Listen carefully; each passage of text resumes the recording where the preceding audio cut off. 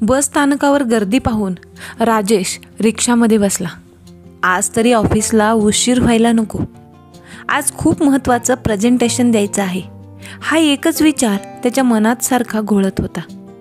सादर करावयाच्या साऱ्या बाबी त्याने पुन्हा एक वार मनात जोडून पाहिल्या.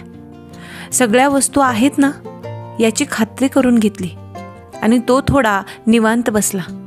साहेब, तुमचं ऑफिस आलं, रिक्षावाल्याने आवाज दिला. राजेश खाडकन जागा झाला. रिक्षावाल्याचे पैसे देऊन धावतच तो ऑफिसमध्ये शिरला. एका प्रशस्त इमारतीत त्याचं ऑफिस होतं.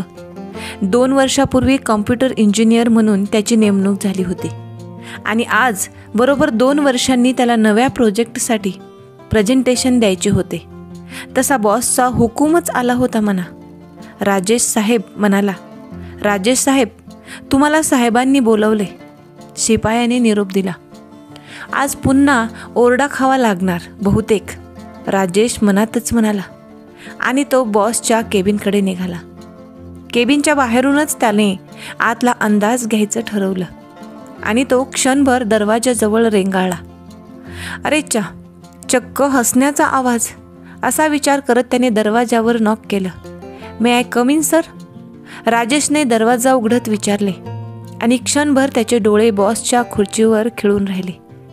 एक सुंदर तरुणी आपल्या बॉसच्या खुर्चीवर बसलेली पाहून त्याला आश्चर्य वाटले. ये राजेश ये, बॉसने हसतच त्याचं स्वागत केलं. बॉसचा आवाज ऐकून राजेश भानावर आला. डेस्कजवळ जाऊन उभा राहिला. बसा ना, त्या तरुणीने मधुर आवाजात त्याला बसायला सांगितले. तेव्हा तो अडखळतच खुर्चीत बसला. मध्ये पहिल्याच आठवत नाही आणि ही बसली आहे कोण बरं?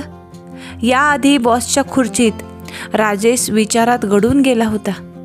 राजेश ही शलाका, माझी मुलगी, नुकतीच MBA झाली आहे आणि आजपासून या ऑफिसचं काम ही सांभाळणार आहे. अभिनंदन मिस, राजेशने शुभेच्छा दिल्या. शलाका माझं नाव, मिस वगैरे म्हणू नका, मला माझ्या नावानेच हाक मारायची. हो मिस शलाका. आणि ऑफिसमध्ये हास्याची लकीर उमटली. अर्ध्या तासाने प्रेझेंटेशन द्यायचे आहे म्हणून राजेशने त्या दोघांचा निरोप घेतला आणि तो त्याच्या केबिनमध्ये आला. नवी बॉस पाहून राजेशचे चित्त थाऱ्यावर नव्हते. शलाकाचा चेहरा आठवतच त्याने प्रेझेंटेशनची तयारी केली. कॉन्फरन्स रूममध्ये जाऊन तयारी करणे आवश्यक होते म्हणून तो तिकडे निघाला. सर्व जमल्यानंतर मीटिंग सुरू झाली. एका सराईत प्रेझेंटेटर प्रमाणे राजेशने प्रेझेंटेशन दिले. शलाकाचं लक्ष आपल्या बोलण्याकडे आहे हे राजेशने हेरले होते. राजेशच्या सादरीकरणावर ती भलतीच खुश झाली होती. प्रेझेंटेशन संपल्यावर तिने सर्वात आधी टाळ्या वाजवून राजेशचे अभिनंदन केले. हुश, झालं प्रेझेंटेशन. या आविर्भावात राजेश आपल्या केबिनकडे जायला निघाला. राजेश, पाठीमागून आवाज आला म्हणून राजेशने वळून पाहिले. शलाका पाठीमागून आवाज देत होती. अभिनंदन. शलाकाने त्याचा हात हातात घेत कौतुक केलं. धन्यवाद. राजेशने आपला हात सोडवत तिचं अभिनंदन स्वीकारलं आणि तो आपल्या केबिनकडे निघून गेला. राजेशचे काम सर्वांनाच आवडत होते आणि आता तर त्याचे काम आवडणाऱ्यामध्ये अजून एका व्यक्तीची भर पडली होती. शलाका वर्णाने गोरी, सडसडीत बांधा आणि सुस्वभावी मुलगी. बापाची एकुलते एक म्हणून लाडात वाढली होती, पण कधीच श्रीमंतीचा गर्व केला नाही. MBA झाली आणि पप्पांनी लगेच ऑफिस जॉईन कर असं सांगितलं आणि ही दुसऱ्याच दिवशी हजर झाली. पहिल्या दिवशीच राजेशची ओळख झाली याचा तिला खूप आनंद झाला. एका चांगल्या व्यक्तीशी ओळख झाली याचा तिला सार्थ अभिमान होता. पण आपण राजेशचं अभिनंदन केलं तेव्हा त्याने आपल्या हातातून स्वतःचा हात असा लगेच सोडून का घेतला याचं तिला नवल वाटलं होतं. कुठल्याही मुलाला एखाद्या मुलीने स्वतःहून आपला हात हातात घ्यावा असे वाटत असते आणि हा तर वेगळाच निघाला. एका मुलीने अर्थात आपल्या बॉसने आपला हात हातात घेऊन अभिनंदन केले आणि याने हात सोडून घेतला. कठीण आहे, शलाका मनातच म्हणाली. शलाकाला काय वाटलं असेल आपण असा हात लगेच सोडून घेतला. राजेशच्या डोक्यातही तेच विचार चालले होते. रात्री झोपतानाही तो त्याच्या मोबाईलमध्ये मेसेज आला. नंतर अनोळखी नंबर होता. ओपन करताच त्याच्या डोळ्यामध्ये चमक आली. गुड नाईट आणि खाली नाव होतं शलाका. राजेश हातामध्ये मोबाईल बराच वेळ विचार करत होता. रिप्लाय करावा का की नाही या विचारातच त्याला केव्हा झोप लागली हे कळलेच नाही. कालच्याच दिवसाचा तो विचार करत होता. कधी नव्हे ते आज राजेश सकाळी लवकर उठून ऑफिसला जायला निघाला. तयार व्हायला आज थोडा जास्त वेळ लागला हे त्याच्याही लक्षात आले. गालातल्या गालात हसत त्याने कामाला सुरुवात केली. शलाका आली असेल का असा विचार मनात आला आणि शिपायाने निरोप आणला. आत डोकावत त्याने विचारले. या तिने मान वर न करताच म्हटले. काल तुम्ही रिप्लाय केला नाही. कसला? आपल्याला कळले नाही असे दाखवत तो म्हणाला. शलाकाच्या कपाळावर नाराजीची एक आठी उमटून गेली. काही न बोलताच राजेश केबिनमध्ये निघून आला. असं का वागला असेल तो या विचारात तिने काहीच काम केले नाही. अरे पण मला हे काय होतंय? मी इतकी नाराज का झाले त्याच्यावर? ओळख होऊन फक्त 2 दिवस झाले तरी असं बेचैन का झाले मी? शलाका अस्वस्थपणे फेऱ्या मारत होती. तिचे डोके दुखायला लागले होते. काहीच का बोलला नाही राजेश? राजेश शांतपणे आपल्या केबिनमध्ये विचार करत होता. पण डोळे होते बॉसच्या केबिनकडे. आपण तिच्याशी असे रूडली वागायला नको होते. सॉरी म्हणावे का तिला? नाही आत्ता नको. त्याच्या मनाची घालमेल होत होती. त्याच विचारात तो घरी आला. शलाका डोकं दुखतंय म्हणून आपल्या बेडरूममध्ये जाऊन बसली. खरं तर ती अजूनही त्याच विचारात होती. तिने मनाशी काहीतरी ठरवले आणि शांतपणे झोपून गेली. पूर्ण आठवडा ती ऑफिसला गेली नाही. राजेशचे कामात लक्ष लागत नव्हते. आपल्यामुळे तिला वाईट वाटले असेल. त्याने तिला सॉरी म्हणायचे ठरवले. त्याने फोन लावला. हाय, मी राजेश बोलतोय. हां बोला. तुम्ही रागावलात का? मी का रागावू? त्या दिवशी रिप्लाय नाही केला म्हणून? असं काही नाही, तिने इतक्यात उत्तर दिलं. बरं, राजेश शांतपणे म्हणाला. ठेवू का फोन? ऐका ना, तिने हळूच आवाज दिला. बोला ना, त्यानेही खट्याळपणे विचारले. आज येते मी ऑफिसला, ती लाडीकपणे म्हणाली. वाट पाहतोय. शलाका आणि राजेश खूप वेळ गप्पा मारत बसले होते. त्यांच्या गप्पा ऐकून कोणी सांगितले नसते की यांचं काही बिनसलं होतं. पूर्ण दिवसभर राजेश बॉसच्या केबिनमधून बाहेर पडला नाही. एका सुंदर नात्याची सुंदर सुरुवात झाली होती. रोज ऑफिसला वेळेत येणे, काम करणे असा दिनक्रम सुरू झाला. कधी फोनवर बोलणे, कधी दिवसभर चॅटिंग, तर कधी एखादी फाईल घेऊन बॉसच्या केबिनमध्ये जाणं किंवा बोलावणं सुरू झालं. परंतु या सर्व गोष्टींचा परिणाम त्यांनी त्यांच्या कामावर होऊ दिला नाही. एका संध्याकाळी घरी जाताना शलाकाने राजेशला थांबायला सांगितले. आज आपण माझ्या गाडीने जाऊया. अहो, आज काही विशेष? राजेशने हसत हसत विचारले. काही नाही, सहजच. बर चल, राजेश गाडीत बसत म्हणाला. गाडी चालवते तू? राजेशने तिचं कौतुक केले. गालातच हसत शलाकाने गाडी एका पंचतारांकित हॉटेल समोर थांबलोय आपण? राजेशने थोडं नाराजीतच विचारलं. कॉफी घेऊयात प्लीज, तिने बालिशपणे म्हटले. ठीक आहे, राजेश शांतपणे म्हणाला. तिने तिच्या पसंतीची कोल्ड कॉफी ऑर्डर केली. तुम्ही काय घेणार? तिचा हळूवार प्रश्न आला. काही चालेल, तुझ्या आवडीचं. तिच्याकडे पाहत त्याने सांगितले. हो का, बर.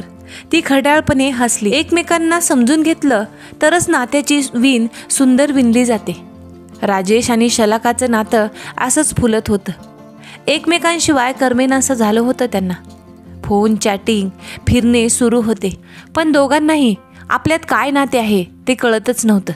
प्रेमाची चाहूल दोघांनाही लागली होती, पण दोघांपैकी कोणीही ते मान्य करायला तयार नव्हते. एव्हाना यांच्या प्रेमाची कल्पना स्टाफला तर आलीच होती. जोडा शोभत होता. एके दिवशी तो न सांगता रजेवर राहिला. रजेवर राहण्याचे कारण होते वैयक्तिक कामानिमित्त. शलाकाला वाटले त्याने मुद्दाम आपल्याला कारण सांगितले नाही, म्हणून ती त्याच्यावर नाराज झाली. ती नाराज होती खरी, पण मनातून तिला राजेशची काळजी वाटत होती. तिने दिवसभराचे काम आटपून संध्याकाळी त्याला फोन केला. अहो, कुठं आहात तुम्ही? तुमची तब्येत बिघडली आहे का? काय झालं आहे? डॉक्टरकडे गेला होतात का? बरं मला सांगा, औषधी घेतली का? प्रश्न विचारून तिने त्याला भंडावून सोडले. विचारशील अगं? हो, जरा उसंत घे. किती प्रश्न? हां बरं बोला, तिने परवानगी दिल्याच्या आविर्भावात म्हटले. मला माझ्या रूममध्ये साफसफाई करायची होती, म्हणून मी रजेवर गेलो होतो. यात सांगण्यासारखं काय आहे? त्याने सांगितले. अहो, पण यात न सांगण्यासारखं पण काही आहे का? तिचा उलट प्रश्न आला. बरं बाबा, चुकलं माझं, ती म्हणाली. बाबा काय म्हणता मला?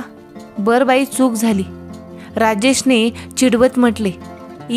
बाई नाही ना, शलाका म्हणा. कामाचे इतिवृत्त तिने त्याला दिले. किती काम करतेस तू? थकली नाहीस का? जा बरं फ्रेश हो, राजेशने प्रेमाने सांगितले. तशी ती फुलपाखराप्रमाणे बागडत पळाली. तिला खूप आनंद झाला होता. सकाळपासून पावसाने हजेरी लावल्याने शलाकाने ऑफिसला जायला कंटाळा केला. अर्जंट काम असेल तर फाईल घरी पाठवून द्या, असा निरोप तिने ऑफिसमध्ये दिला. तिने राजेशला फोन केला. हॅलो, कुठे आहात तुम्ही? हां, काय पोहोचतो आहे ऑफिसला. ऐका ना, बोला ना, त्याने चिडवत तिला म्हटले. आता घरी याल माझ्या? तिने विचारले. आत्ता? का? कशासाठी? आणि घरी कोण आहे? कोणी नाही, पप्पा टूरवर गेलेत आणि मम्मी बाहेर गेली. मग नको, सर आले की येईन मी. वाटलंच होतं, नाही म्हणाल ते. अहो पप्पा आहेत घरी, आता तरी या ना, तिने थोडं चाचरत विचारले. हो येतो, राजेश थोडा विचार करत म्हणाला. अर्ध्या तासात राजेश शलाकाच्या घरी पोहोचला. बेल वाजवली तर शलाकाने दरवाजा उघडला. वेलकम इन माय हाऊस, आपलं स्वागत आहे सर, ती हसतच म्हणाली. आत पाऊल टाकताच त्याने विचारले. सर कुठे आहेत? अहो बसा तर, आधी मी पाणी आणते. ती किचनमध्ये जात होती. म्हणजे तू खोटं सांगितलेस मला की सर आहेत असं? त्याने रागाने बघत विचारले. खरं सांगून पाहिले तर तुम्ही नाही म्हणालात यायला, मग काय करणार मी? म्हणून खोटं बोललं मी. राजेश रागातच बाहेर जायला निघाला. तशी शलाकाने त्याची वाट अडवली. इतके का रागावता ना? नका ना जाऊ, शलाकाने राजेशला मिठी मारली. तिच्या डोळ्यात अश्रू जमा झाले होते. हुंदका आला होता. तिने कसा बसा आवरला. त्याने तिला बाजूला केले. ती केविलवाण्या नजरेने त्याच्याकडे पाहत होती. हे योग्य नाही, मला जायला हवे. सॉरी. राजेश वायुवेगाने बाहेर पडला. शलाका सोप्यावर बसली होती. झाल्या प्रकाराने तिला खूप भरून आले होते. ती ओक्साबोक्शी रडत होती. एक वादळ यावं आणि क्षणात सारं होत्याचं नव्हतं व्हावं, असंच काहीसं झालं. राजेश आणि शलाकाच्या आयुष्यात तो दिवस त्यांच्या नात्यामध्ये दुरावा निर्माण करणारा ठरला होता. राजेशने तिच्याशी बोलणे तोडले. ऑफिसला येण्याची व जाण्याची वेळ बदलली. तो दिलेली कामे पूर्ण करून निघून जाऊ लागला. ती समोर आली तर हा रस्ता बदलत असे. बॉसच्या केबिनमध्ये जाणं असलं तर तो सोबतीला एखाद्याला नेत असे. त्यामुळे तिला काहीच बोलता येत नव्हते. त्या दिवसापासून याने मोबाईल बंद करून ठेवला होता. तिने खूप फोन करून पाहिले, मेसेज केले, पण काही फायदा झाला नाही. दिवस असेच जात होते. ऑफिसमध्ये इतर लोकांना दोघांचे बिनसलं आहे हे कळत होते. काय झालं ते मात्र कुणालाच ठाऊक नव्हते. एके दिवशी ती न राहून राजेशच्या केबिनमध्ये आली. काही काम होतं का? त्याने तिच्याकडे न पाहताच विचारले. हो, थोडं महत्त्वाचे बोलायचे आहे. तिच्या आवाजात कंप होता.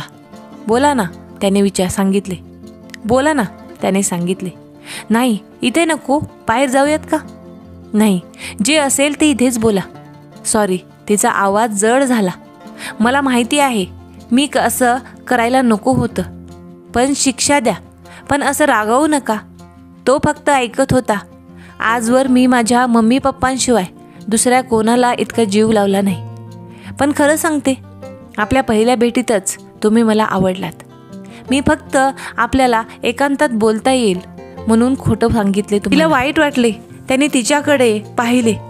ती त्याच्याकडेच पाहत होती. नजरानजर होताच त्याने मान खाली घालून बोलू लागला. बोलली खोटे मी, पण का बोलली असेल याचा विचार केलात का? मला तुमचा सहवास आवडतो, मला तुम्ही आवडतात म्हणून. आणि काय असा गुन्हा केला मी की तुम्ही बोलणं तोडलंत माझ्याशी? मी इतकी वाईट आहे का? सांगा ना. तिच्या रडण्याचा त्याच्यावर काहीच परिणाम होत नव्हता. तो फक्त तिचं ऐकून घेत होता. तुमची सोबत मिळावी इतकी छोटी इच्छा मनात होती आणि त्यासाठीच मी हे सारं केलं. तिने भडाभडा आपलं मन मोकळं केलं आणि हुंदके देत सोप्यावर बसली. राजेशला आपण बरोबर वागतोय की चूक काहीच कळत नव्हते. तो ऑफिसमधून लवकर निघाला. दुसऱ्या दिवशी त्याने त्याचा राजीनामा दिला. त्याच्या या निर्णयाने शलाकाला मोठा धक्काच बसला. ती ऑफिसला जायची, पण मन मात्र राजेशकडे धाव घेत होते. तिच्या पप्पांशिवाय सर्वांना माहिती होती तिच्या कामात चुका होऊ लागल्या. तशी तिने पप्पांना सांगून एका आठवड्याची सुट्टी घेतली. अधूनमधून ती राजेशचा फोन ट्राय करून बघत असे. इकडे राजेश रूमवर एकटाच बसून असायचा. ना झोप ना धड जेवण. काय करावं? दुसरा जॉब शोधावा लागणार. त्याने ॲप्लिकेशन द्यायला सुरुवात केली, पण त्याला मनासारखं काम मिळत नव्हते. शलाकापासून दूर जाण्यासाठी त्याने जॉब सोडला, पण आता त्याच्यावर बेरोजगाराची कुऱ्हाड कोसळली. राजेशने तिची मैत्री नाकारली नव्हती, नाकारले होते ते प्रेम. सगळीकडे अंधारून आलं होतं. राजेश घरीच होता. दरवाजावर टकटक वाजले. अशा पावसात कोण बरं आला असेल? राजेशने अंदाज लावण्याचा प्रयत्न केला. छे, दरवाजा उघडून तर बघूया, असं म्हणत तो दरवाजाजवळ गेला. शलाका तर नसेल. क्षणभर थांबवून तो विचार करू लागला. नाही, ती कशी येणार इकडे? तिला कुठे ठाऊक आहे माझं घर? मग कोण असेल? असा विचार करत त्याने दरवाजा उघडला. या ना सर, आत या. बसा, मी पाणी आणतो. त्याने पाणी आणले. पाणी पिताना सर आपली रूम निरखून पाहत आहेत हे त्याच्या लक्षात आले. छान आहे रे तुझी रूम. अरे खरंच, सगळ्या वस्तू कशा जागच्या जागी आहेत. एकटा राहतोस असं वाटतच नाही. त्याचं काय आहे ना सर, मला नीटनेटकेपणा आवडतो आणि आपलंच घर स्वच्छ ठेवण्यात कसली लाज. हो, बरोबर आहे तुझं. राजेश सरांशी खूप वेळ गप्पा मारत बसला, पण अजूनही त्याच्या मनात सर इथे अचानक का आले हा प्रश्न होताच. त्याने चाचरत त्यांना विचारले, मलाही छान वाटलं तुला भेटून, पण सर असं अचानक वाटलं एकदा भेटायला हवं मग आलो. तू तर न सांगता जॉब सोडलास. मग विचार केला, चला आपणच जाऊन भेटूया. तर कामात मन लागत नव्हते आणि मग उगाच चुका होण्यापेक्षा काम सोडलेलं बरं, म्हणून मी जॉब सोडला. कामात लक्ष लागत नव्हते म्हणून की शलाकाने तिचं प्रेम तुझ्याकडे व्यक्त केलं म्हणून. राजेशला आश्चर्याचा धक्काच बसला. काही क्षण तो त्यांच्याकडे पाहत राहिला. असा काय पाहतोयस? मला हे कसं कळलं याचाच विचार करत आहेस ना? अरे तिचा बाप आणि तुझा बॉस आहे मी. सगळीकडे लक्ष होतं माझं. मला शलाकाच्या चेहऱ्यावर आनंद दिसत होता जेव्हा तुम्ही दोघे सोबत होतात. तुमची केमिस्ट्री छान जुळते आहे असं वाटून मी निश्चिंत झालो. पण तुम्ही आजकालच्या जनरेशनने नात्यामध्ये सिरियसनेस कुठे ठेवलाय? का सोडून आलास तिला? सर, तुम्ही माझे बॉस आहात आणि ती तुमची मुलगी. मला तुमच्या प्रतिष्ठेला धक्का नाही लावायचा. मला ही शलाका आवडली होती अगदी पहिल्या भेटीतच, पण तिला माझ्यात गुंतताना पाहून मला वास्तव विसरून चालणार नव्हतं. हे बघ राजेश, मुळातच मला गरीब श्रीमंत असा भेद मान्यच नाही. जिथं प्रेम आहे तिथं बाकीच्या सगळ्या गोष्टी व्यर्थ ठरतात. मी जिद्दीने कार्य करणाऱ्या माणसाची कदर करतो आणि तुझ्यासारख्या होतकरू तरुणाला मी माझी मुलगी सोपवणे माझ्यासाठी अभिमानास्पद गोष्ट आहे. आता पण नाही आणि बिन नाही. तू उद्या ऑफिसला येणार आहेस. मी वाट पाहीन, अर्थात शलाकाही. हो सर. असं म्हणून बॉस निघून गेल्यावर राजेश बराच वेळ विचार करत होता. काय योग्य काय अयोग्य या द्वंद्वात तो केव्हा झोपला त्याला कळलंच नाही. आज नेहमीप्रमाणे राजेश सकाळी लवकर उठला. का कुणास ठाऊक, पण ऑफिसला वेळेवर जायची घाई नव्हती. तरी लवकर निघावं असं तो मनाशीच म्हणाला. साध्या कपड्यामध्येही तो रुबाबदार दिसत होता, नेहमीप्रमाणे. घरातून निघताना देवाला नमस्कार करायला तो विसरला नाही. ऑफिससाठी रिक्षा पकडून निघाला आणि त्याचे विचारचक्र पुन्हा सुरू झाले. शलाकाचा चेहरा तो पुन्हा पुन्हा त्याच्या डोळ्यासमोर येत होता. खूप दिवस तिला पाहिलं नव्हतं की फोनवर बोललेलाही नव्हता. पूर्ण अबोल होता आणि आज तर ऑफिसमध्ये भेटायचं आहे. तो पुन्हा उदास झाला. काय सांगायचं तिला? तिच्या प्रश्नांना काय उत्तर द्यायची? मुळात ती आपल्याशी काय बोलेल याचाच तो विचार करत होता. तिचं आणि आपलं आयुष्य एका धाग्यात विणलं जाणं शक्य आहे का? सुखाचा संसार, योग्य जोडीदार असा शब्दांचा खेळ त्याच्या मनात सुरू होता. साहेब, तुमचं ठिकाण आलं. रिक्षावाल्याने राजेशला आवाज दिला. तसा तो भानावर आला. रिक्षावाल्याचे भाडे देऊन तो ऑफिसच्या इमारतीकडे पाहू लागला. याच ठिकाणी त्याच्या आयुष्याला कलाटणी मिळाली होती. ऑफिसमध्ये पाय ठेवताच सिक्युरिटीने कडकडीत सलाम केला. राजेश थोडा गोंधळला. एक वेगळंच वातावरण तयार झालेलं त्याला दिसलं. सर्वांनी त्याचं हसून स्वागत केलं. काही नवीन चेहरे त्याला दिसत होते. तेवढ्यात त्याचे बॉस बाहेर आले आणि राजेशला मिठी मारली. मला ठाऊक होतं तू नक्की येशील. माझा मान राखलास. सर, तुम्ही माझे गुरु आहात. मी तुम्हाला त्रास होईल असं कधीच वागणार नाही, राजेश म्हणाला. राजेशची नजर आजूबाजूला फिरत होती, कुणाच्या तरी शोधात. ती तुझी केबिनमध्ये वाट पाहते. बॉसने त्याच्या शोधक नजरेचं उत्तर त्याला दिलं. तो गोंधळला, पण स्वतःला सावरत त्याची पावले केबिनकडे वळली, अगदी त्याच्याही न कळत. त्याने केबिनचा दरवाजा उघडला आणि विचारलं, मी आत येऊ का? तिच्याकडून काहीच उत्तर आलं नाही. राजेश तसाच आत गेला. शलाका खिडकीत उभी राहून बाहेर पाहत होती. राजेश तिच्याजवळ जाऊन उभा राहिला. शलाकाने त्याच्याकडे पाहिलं. तिच्या डोळ्यात पाणी होतं. त्याने तिचे डोळे पुसले. तिने त्याच्या खांद्यावर डोकं ठेवलं आणि तिचा बांध फुटला. राजेशने स्वतःला सावरण्याचा प्रयत्न केला, पण तो अपयशी ठरला आणि त्याच्याही डोळ्यातून अश्रू वाहू लागले. खूप वेळ दोघे काहीच न बोलता अश्रूमधून स्वतःला मोकळं करत होते. ती अलगद त्याच्या मिठीत विसावली. त्याने आपल्या बाहुपाशात तिला कैद केले आणि त्यांना आपापल्या प्रश्नांची उत्तरे मिळाली. प्रेम हे फक्त प्रेम असते. त्याला ना जातीची सीमा, ना गरीब श्रीमंतीची, ना पैसा, ना पोझिशन, ना पॉवर. एकमेकांना हवी असणारी साथ लाभली की काही कमी पडत नाही. हवं असतं ते निस्सीम प्रेम आणि एकमेकांवरचा विश्वास. राजेशला शलाकाचं खरं प्रेम कळलं, म्हणून तो तिला भेटण्यासाठी ऑफिसमध्ये आला आणि तिचा होऊन गेला. ती मात्र त्याचीच होती आधीपासून. म्हणतात ना, पारिजाताचा सुगंध दरवळल्याशिवाय राहत नाही. तुम्हाला ही कथा कशी वाटली ते कमेंटद्वारे सांगायला विसरू नका. तुम्ही हा व्हिडिओ शेवटपर्यंत पाहिला त्याबद्दल तुमचे मनापासून आभार. असेच नवनवीन व्हिडिओ पाहण्यासाठी व्हिडिओला लाईक करा, शेअर करा आणि आपल्या चॅनलला नक्की सबस्क्राईब करा. लवकरच भेटूयात एका नवीन कथेसोबत आणि नवीन विषयासोबत. तोपर्यंत धन्यवाद.